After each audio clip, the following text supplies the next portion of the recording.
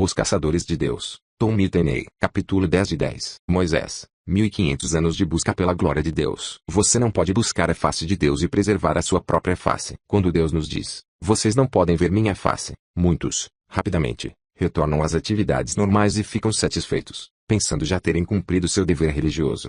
Quando descobrimos que os mais valiosos tesouros requerem a morte para si mesmos, para o eu, interrompemos nossa caçada. Nem mesmo questionamos, ou tentamos descobrir por que sua presença nos vem sem que paguemos um preço. Talvez, porque tenhamos medo de sermos impertinentes, ou porque tenhamos medo da resposta. Moisés insistiu e aprendeu que perseguir a Deus, movido por amor à sua pessoa, não o incomodava, mas, sim, significava a maior alegria do seu coração. O desejo ardente de ver a glória de Deus, de vê-lo face a face, é uma das chaves mais importantes para o avivamento e para o cumprimento dos propósitos de Deus sobre a terra. Analisemos atentamente a caçada de 1500 anos que o antigo patriarca Moisés empreendeu atrás do 4. Quando Moisés pediu a Deus, mostre-me sua glória, o Senhor respondeu, não, Moisés, você não pode vê-la. Somente os que já morreram podem ver a minha face. Felizmente, Moisés não parou por aí. Infelizmente, a igreja, sim, seria mais fácil, para aquele homem, ter se contentado com a primeira resposta de Deus, mas ele não se deu por satisfeito. Moisés não estava sendo egoísta ou presunçoso.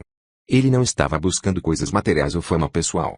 Ele nem mesmo estava buscando milagres ou dons. E olha que Paulo nos exorta a buscarmos os melhores dons em sua carta aos Coríntios. Tudo o que Moisés queria era Deus, e desejá-lo é a maior alegria que lhe podemos proporcionar. Mesmo para Moisés, aquele que buscou Deus, as coisas não foram fáceis. Então ele, Moisés, disse, rogo-te que me mostres a tua glória. Respondeu-lhe, farei passar toda a minha bondade diante de ti, e te proclamarei o nome do Senhor. Terei passar toda a minha bondade diante de ti, e te proclamarei o nome do Senhor. Terei misericórdia de quem eu tiver misericórdia, e me compadecerei de quem eu me compadecer. E acrescentou, não me poderás ver a face, porquanto homem nenhum verá a minha face, e viverá. Disse mais o Senhor, eis aqui um lugar junto a mim, e tu estarás sobre a penha. Quando passar a minha glória, eu te porei numa fenda da penha, e com a mão te cobrirei, até que eu tenha passado. Depois, em tirando eu a mão, tu me verás pelas costas, mas a minha face não se verá. Êxodo 33.18-23. Quando Moisés, no Monte Sinai, teve tal conversa com o Senhor, os israelitas já tinham virado as costas para fugir de Deus, após ele lhes pedir que se aproximassem. Somente Moisés se achegara à nuvem da presença de Deus. Em temor e tremor, Israel, por causa de seus pecados, tinha implorado que Moisés e, depois, os sacerdotes araônicos se colocassem entre eles e o temível Deus. Vezes, Moisés já tinha se achegado à nuvem na tenda da congregação. Ainda assim ele ousou desejar mais. Buscaremos a Deus ou a aprovação dos homens. Enquanto Moisés buscava a presença de Deus em favor dos israelitas, no alto do monte, seu irmão Arão, o sumo sacerdote, constrangido pela pressão da opinião pública, concordou em fazer um bezerro de ouro para ser idolatrado. Enquanto Moisés via os dedos de Deus escreverem a lei nas tábuas de pedra, o povo perseguia seus próprios prazeres no vale. Depois deste episódio, Deus disse a Moisés que ainda permitiria que os israelitas subissem em direção à terra prometida, mas desta vez, um anjo iria à frente deles. Eu não subirei no meio de ti, porque és povo de dura cerviz, para que te não consuma eu no caminho. Êxodo 33.3b. E Moisés respondeu, tu me dizes, faze subir este povo, porém, não me deste saber a quem has de enviar comigo. Contudo, disseste, conheço-te pelo teu nome, também achaste graça aos meus olhos. Agora os olhos, rogo-te que me faças saber neste momento o teu caminho, para que eu te conheça, e ache graça aos teus olhos, e considera que esta nação é o teu povo. Respondeu-lhe, a minha presença irá contigo, e eu te darei descanso. Então lhe disse Moisés, se a tua presença não vai comigo, não nos faças subir deste lugar. Êxodo 33.1215. Moisés, juntamente com todos os israelitas, não só viu como também experimentou os milagres e a sobrenatural provisão de Deus. A igreja moderna também experimentou manifestações semelhantes, só que em escala bem inferior. Muitos de nós teríamos saltado de alegria ao ouvir a promessa de que Deus iria conosco por onde quer que andássemos. Mas será que ao menos sabemos para onde ir? Moisés foi sábio em responder, se o Senhor não nos guiar, não vamos a lugar nenhum. Moisés compreendeu que era muito bom ter Deus por perto, mas o melhor mesmo era ir com ele. Deus negociou com Moisés, eu te darei descanso. Creio que, no Novo Testamento, o cumprimento do descanso de Deus para a igreja são os dons do Espírito, os quais nos capacitam a treinar e ministrar ao corpo com um esforço humano mínimo. A Bíblia diz em Isaías 28.11, 12, pelo que por lábios gaguejantes e por língua estranha falará ao Senhor a este povo, ao qual ele disse, este é o descanso. Acredito que os dons do Espírito, incluindo línguas, são o descanso referido. Metaforicamente, Deus estava dizendo, Moisés, eu lhe darei os dons, o descanso. E Moisés dizia: eu não quero os dons, quero o Senhor. A igreja está tão encantada com os dons do Espírito que não conhece o doador destes dons. Estamos nos divertindo tanto com os dons de Deus, que até mesmo nos esquecemos de agradecer-lhe. O melhor que podemos fazer, como filhos de Deus, é colocá-los de lado e sentarmos no colo do Pai. Não busque os dons, busque aquele que os concede. Busque sua face e não suas. Os israelitas tiravam um tempo para agradecer a Deus por seus poderosos feitos. Eles estavam ocupados demais organizando listas de pedidos e reclamações referentes às suas necessidades físicas e pessoais. E o que a grande maioria tem feito hoje. Moisés, no entanto, queria algo mais. Ele experimentara os milagres. Ele ouvira a voz de Deus e testemunhara seu poder de libertação. Mais do que qualquer outra pessoa, naquele tempo, Moisés provara da manifestação da presença de Deus em porções, visitações temporárias. Mas tudo o que viu ou experimentou indicava que havia ainda mais esperando por ele além da nuvem. Moisés esperava por mais do que uma visitação. Sua alma queria a permanência do Senhor. Ele queria mais do que ver o dedo de Deus ou ouvir sua voz através de uma nuvem ou de uma sarça ardente. Ele ultrapassou a barreira do medo e chegou ao amor. Assim, a presença de Deus, sua habitação, passou a ser seu maior anseio. Por isso, ele implorou a Deus em Êxodo 33:18, rogo-te que me mostre a tua glória. Ele queria ver a face do Senhor. Deus foi rápido em atender ao pedido de Moisés por Israel. Sua presença continuou. Deus foi rápido em atender ao pedido de Moisés por Israel. Sua presença continuaria a ir adiante deles, mas ele não atendeu, diretamente, o pedido mais urgente de Moisés. Primeiro, Deus disse que faria toda a sua bondade passar diante de Moisés e afirmou que o conhecia pelo nome. Mas quando o Senhor explicou, não me poderás ver a face, porquanto homem nenhum verá a minha face e viverá. Êxodo 33:20, tal afirmação parecia encerrar o caso, mas Moisés sentiu que deveria haver alguma maneira. O Senhor disse a ele: olhe, você não pode ver minha face, mas há um lugar junto a mim onde você pode me ver, à distância, depois que eu passar por você. Êxodo 33:21-23. Muitas pessoas teriam ficado mais do que contentes com essa resposta, mas Moisés já havia provado da alegria sobrenatural da presença do Senhor e adquiriu um gosto tão apurado por Deus, que não podia se sentir satisfeito à distância. Havia uma fome em seu ser que, para ser satisfeita, o impulsionava a arriscar a própria vida na presença de Deus. Tal fome atravessaria longos 1500 anos e perpassaria a própria morte para ser satisfeita. O Senhor disse a Moisés para apresentar-se a ele sobre a pedra, na manhã seguinte, e ele o esconderia na fenda da pedra, enquanto estivesse passando com sua glória. Um procedimento interessante. Deus disse: antes que eu passe, vou cobri-lo com minha mão. Depois que eu houver passado, retirarei minha mão para que você olhe em minha direção. Então você me verá pelas costas, enquanto desapareço à distância. Êxodo 33:22-23. E, então, o Senhor veio na velocidade da luz, o mais rápido, para proclamar seu nome divino e passar com sua glória. Depois que ele passou, retirou sua mão da fenda para que Moisés pudesse ver as costas de sua glória desaparecendo à distância. Embora esta revelação tenha sido tão rápida quanto o clarão de um raio, causou tamanho impacto em Moisés que ele foi capaz de ditar, para gerações posteriores, as costas ou a história de Deus no livro de Gênesis, onde foi descrita a criação. O problema. Moisés foi capaz de recuperar a história com um discernimento sobrenatural, após um simples lampejo da glória de Deus diante de seus olhos. Mesmo depois dessa experiência, Moisés queria mais. Porém, as palavras de Deus ainda permanecem: você está vivo, Moisés, não pode ver minha face. Moisés sabia que havia um propósito maior por trás do tabernáculo e de tudo mais que ele havia recebido da parte de Deus. Ele sentiu necessidade impulsiva de conhecer Deus e ver o cumprimento de seu propósito eterno. Moisés sabia que, para isso, precisava contemplar a face de Deus. Tenho que ver sua glória, tenho que ver o produto final.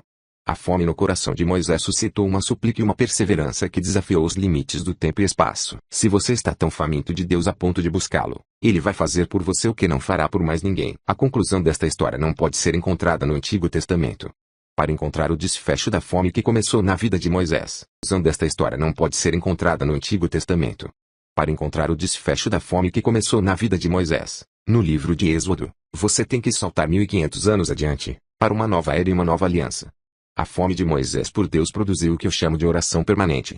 A oração de Moisés pedindo a Deus que lhe revelasse sua glória, continuou a ecoar nos ouvidos do Todo-Poderoso a cada dia, a cada semana, a cada ano através dos séculos, até alcançar o dia em que Jesus, muitas gerações depois, chamou seus discípulos para um certo monte em Israel. Aquela oração, nascida divinamente, era algo eterno, que não conhecia limites de tempo. Ela não se extinguiu no dia em que Moisés deu seu último suspiro sobre a terra, mas continuou a ecoar pela sala do trono de Deus até o momento em que foi respondida. O momento chegou durante o ministério terreno de Jesus, no dia em que ele separou 3 de seus seguidores mais fiéis para acompanhá-lo ao topo de um monte. Jesus já começara a preparar seus discípulos com afirmações do tipo: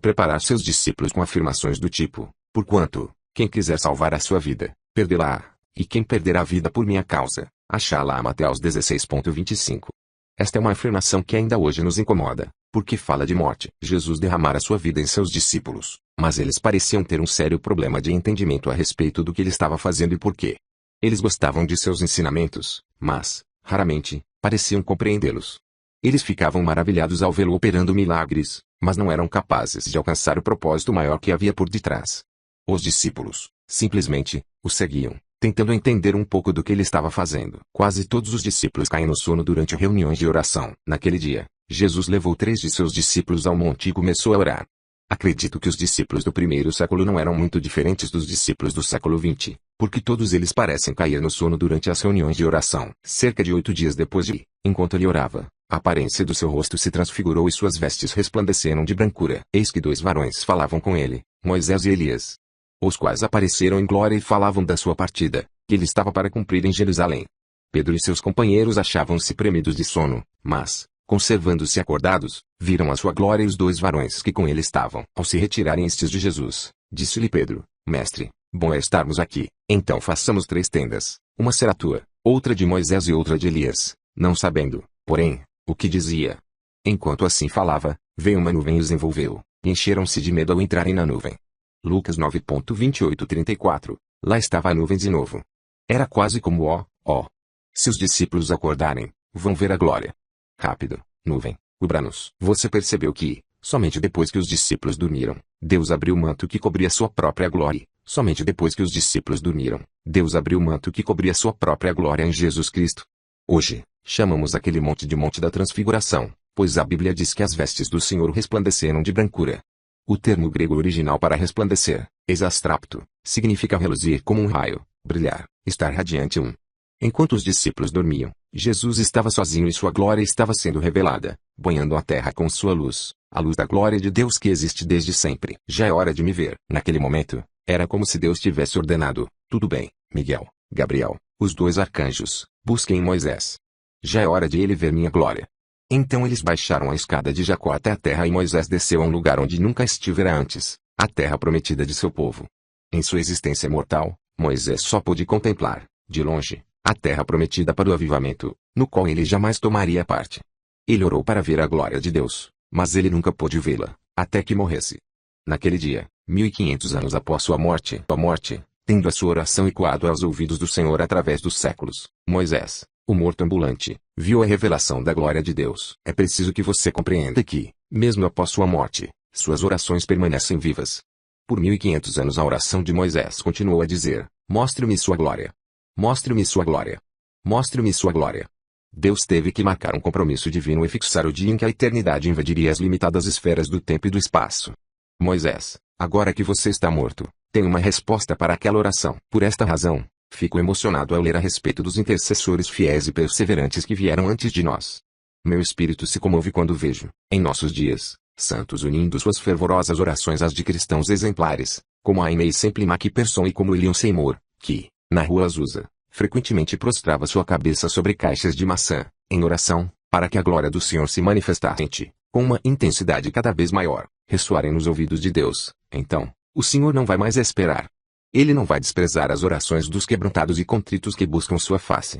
Vem o dia em que o Senhor, de seu alto e elevado trono, dirá: está na hora. Foi o que aconteceu, na Argentina, quando o Sr. Wardler e seus 50 alunos lançaram suas intercessões diante do trono. Ele conta que a Argentina era um deserto espiritual, em 1950, e havia cerca de 600 crentes cheios do Espírito em toda a nação. Porém, alguns alunos de um pequeno instituto bíblico começaram a interceder. Eles clamaram, movidos por uma compaixão sobrenatural, em favor de uma nação que nem sequer sabia que eles existiam. Deus trovejou sua resposta para a Argentina. O mesmo vem acontecendo em muitos lugares, ao redor do mundo, onde o avivamento está irrompendo como um fogo inextinguível. Estamos cansados de fazer tudo segundo métodos humanos. Queremos que o Pai se manifeste. Queremos que o Pai se manifeste. Mesmo que, para isso, Tenhamos que morrer através do arrependimento e do quebrantamento. Moisés orou: mostre-me tua glória. Esta oração levou 1500 anos para ser atendida. 3 discípulos sonolentos foram beneficiados da oração permanente de Moisés, mas eles caíram na mesma armadilha que ameaça a igreja sonolenta de hoje. Moisés desceu aquele monte e viu a revelação da glória de Deus. Quando os discípulos acordaram, tudo já estava no final. Mesmo assim, eles ficaram tão extasiados com aquele breve lampejo da glória de Deus, que queriam construir 3 tendas naquele lugar e permanecer ali. Mas Deus Pai interveio dos céus e disse: vocês ainda não viram nada. Lucas 9:34, 35. Algumas vezes paramos cedo demais. Alguns de nós nos empolgamos com as revelações momentâneas da parte de Deus quando, na verdade, Ele quer que nos esforcemos na busca de seus mistérios. Ele adora honrar orações de caçadores persistentes como Moisés, mas não vai permitir que construamos tendas para breves revelações de sua glória, principalmente, se não estivermos com nossas orações no altar do quebrantamento. Apreciamos as coisas práticas, instantâneas e baratas, por isso, buscamos um avivamento de micro-ondas. O Senhor sabe que tais coisas não produzem o caráter divino em nós. Ele diz: se alguém quer vir após mim, a si mesmo se negue, tome a sua cruz e siga-me. Porquanto, quem quiser salvar a sua vida perdê-la-á, e quem perder a vida por minha causa, achá-la-á. Pois, que aproveitará o homem se ganhar o mundo inteiro e perder a sua alma? Ou que dará o homem em troca da sua alma? Mateus 16.24b26. Tenho tentado explicar o inexplicável, mas tudo que sei é que quanto mais morro, mais Deus se aproxima. Não sei o quanto você tem da presença do Senhor em sua vida ou enquanto o conhece, mas saiba que Ele vai se revelar cada vez mais, desde que você esteja disposto a morrer para si mesmo. Paulo diz conhecer um homem, ele mesmo, que tinha sido arrebatado ao terceiro céu. 2:12.2. Este apóstolo não conhecia Deus só de ouvir, mas realmente andava com Ele. Como Paulo chegou a um relacionamento tão íntimo com o Pai? Ele disse: diariamente, eu morro em Coríntios 15:31. Muitos cristãos hoje em dia estão perdendo tempo procurando atalhos para alcançarem a glória de Deus. Queremos o máximo com o mínimo de esforço. Queremos o avivamento em nossas cidades, mas não queremos que ninguém nos diga que ele só virá quando houver fome, quando intercessores forem movidos a um arrependimento vicário, por pecados que nunca cometeram, em favor de pessoas que nunca conheceram. Paulo disse: porque eu mesmo desejaria ser anátema, separado de Cristo, por amor de meus irmãos, meus compatriotas, segundo a carne. Romanos 9:3. Você está lendo este livro por um desígnio divino. Em algum lugar, de alguma forma, uma oração permanente está sendo respondida hoje. Mas pode ser que você esteja se poupando da morte, fugindo do altar do sacrifício que Deus colocou diante de você. Não se aflija, é a realidade de todos nós. A maior bênção não vem das mãos de Deus, e, sim, de sua face, através de um relacionamento de intimidade. Quando você, finalmente, contemplá-lo e conhecê-lo em sua glória, encontrará a verdadeira fonte de todo o poder. Quanto mais você morrer, mais o Senhor poderá se aproximar. Agora, deixe-me contar as boas novas que se encontram além do altar da morte e do quebrantamento. Enquanto a carne morre diante da glória de Deus, tudo que provém do Espírito vive eternamente. Uma parte de seu ser viverá eternamente, mas algo em sua carne terá que morrer. Permita-me expressar nestes termos: a sua carne afasta a glória de Deus. O Deus de Moisés deseja revelar-se a você hoje, mas lembre-se de que esta bênção tem preço. Você tem que se dispor a morrer, e, quanto mais você morrer, mais o Senhor poderá se aproximar. Esqueça as opiniões e expectativas dos que estão em seu redor.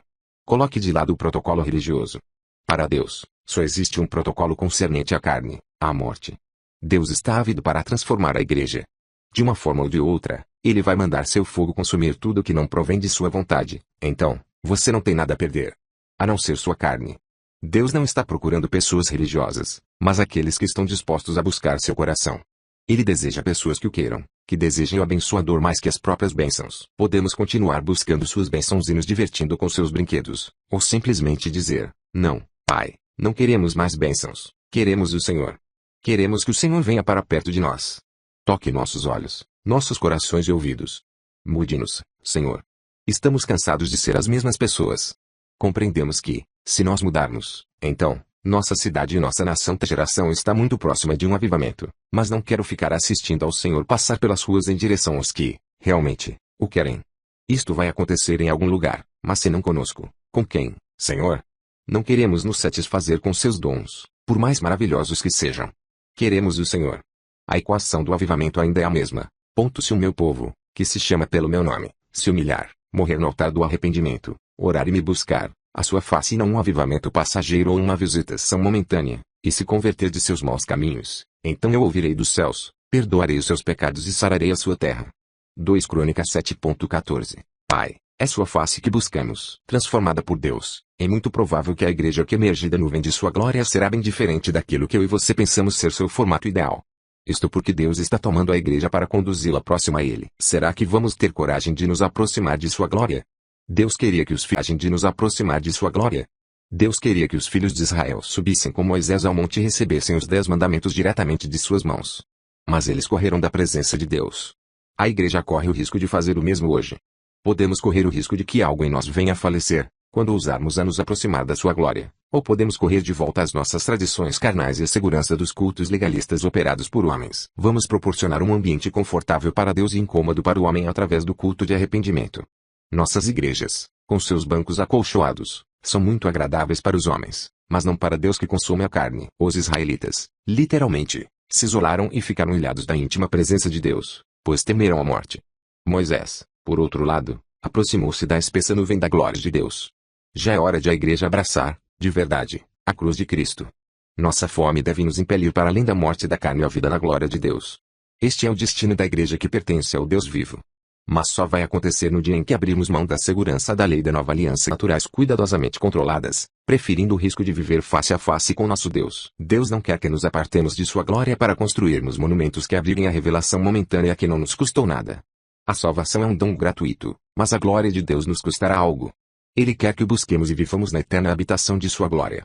Ele quer que estejamos tão plenos de sua glória, que levemos sua presença por onde andarmos. Talvez esta seja a única maneira de a glória de Deus fluir pelos shoppings, salões de beleza, supermercados e lojas de nossa nação. É desta forma que a glória de Deus vai encher a terra. Há de começar em algum lugar. As nascentes da carne precisam ser extintas e as janelas do céu abertas para que a glória comece a fluir como um rio e cubra a terra. Jesus disse: do seu interior fluirão rios de água viva. João 7:2.38b. Se a glória de Deus vai encher a terra, temos que nos render totalmente a Ele. A diferença entre a unção e a glória é a diferença entre as mãos de Deus e sua face. O caminho e sua face. O caminho para a glória de Deus nos leva direto ao altar, que é um lugar devemos colocar tudo de lado e morrer. E, no fim, nos encontraremos face a face com Deus, como uma nação de mortos ambulantes, nas possessões de sua glória. Nada mais é necessário. Uma vez que os filhos de Deus coloquem seus brinquedos de lado e subam ao colo do Pai para buscar sua face, a casa do pão vai transbordar de pão e de boas dádivas. Os famintos finalmente serão fartos e encontrarão a satisfação eterna que tanto procuram. O Senhor não vai nos decepcionar. Ele vai permitir que o capturemos. Assim como um pai permite que filho sorridente e amoroso o capture, quando brinca com ele, o Pai Celestial vai permitir que seus filhos o apanhem.